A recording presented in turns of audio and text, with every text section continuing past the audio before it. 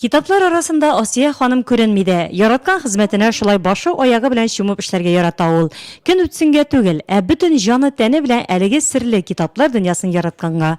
Бала чактан гашыйк була Асия ханым китапка.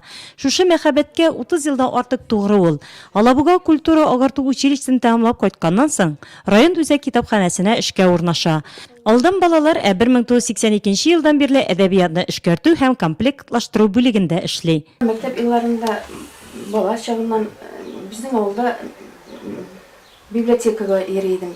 Анда безнең Исламия апа дигән библиотекарь эшләде. Шундый матур китапларны безгә күрсәтеп, баштан эштәлеген сөйләп, укып күрсәтә иде. Аннары идә биреп ибәрә иде.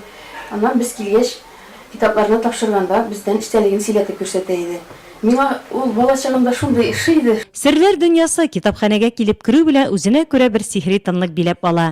Биредә яңа гына табадан төшкән китап, кәгазь, буяу исе. Бу бер карашка гына шулай. Китапханәченең эше энә белән кыю казуга тиң. Үзәк китапханәгә кайтарылган һәр китапны кабул итәсе, картотекалар тутырасы һәм авыл китапханәләренә җибәрәсе бар.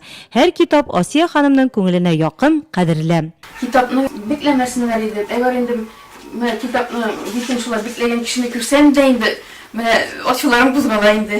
Бик сакларга, яратырга китапны. Асия ханым һәр вакыт эзләнүдә. Бүгенге көн китапханәчесенә күп укырга һәм аңа башкаларны да җәлеп итәр өчен бик күп тырышырга кирәк. Тәҗрибәле китапханәче шул максатны алга куеп эшлиде. Һәр яңа басылып чыккан әсәрне, нәшер ителгән китапны, шигырьләрне бик яратып укыйм ди ул. Бүгенге заманда китапханәче эше бик авыр. Ул башында белергә тиеш. Китапны да белергә, китапның эчтәлеген дә бар, тискенә барып белергә тиеш.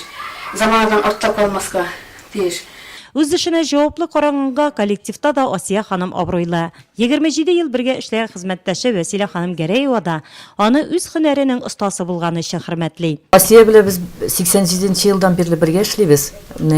Үзебезнең бүлектә biz аның белән бер-беребезгә ярдәм итеп, шундый тегәл кеше, тәвәккәл кеше, нинди генә эшкә тотынса да эшнең ахырына җиткермичә туктамый. Асия ханым Гарифуллина ике кызның кадерле әнисе, тормыш иптәше Наил абыйның ныклы терәге, 4 оныгы өчен яраткан зур әниде. Мәдәният институтына укырга керүемә дә әниемнең безне кечкенәдән китапны яратырга өйрәтүе сәбәпче булды ди кызы Гөлназ.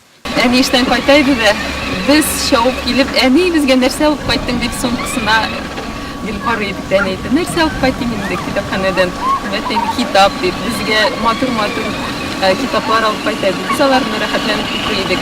Әлбәттә аннары кичтән китапны укыдыгыз микән? Менә хәзер аның эштәлеген сөйләгез дип, безне бүлмә уртасына бастырып, гышлай сөйләтә иде. Һәм ул миңа бик шундый файдалы булды.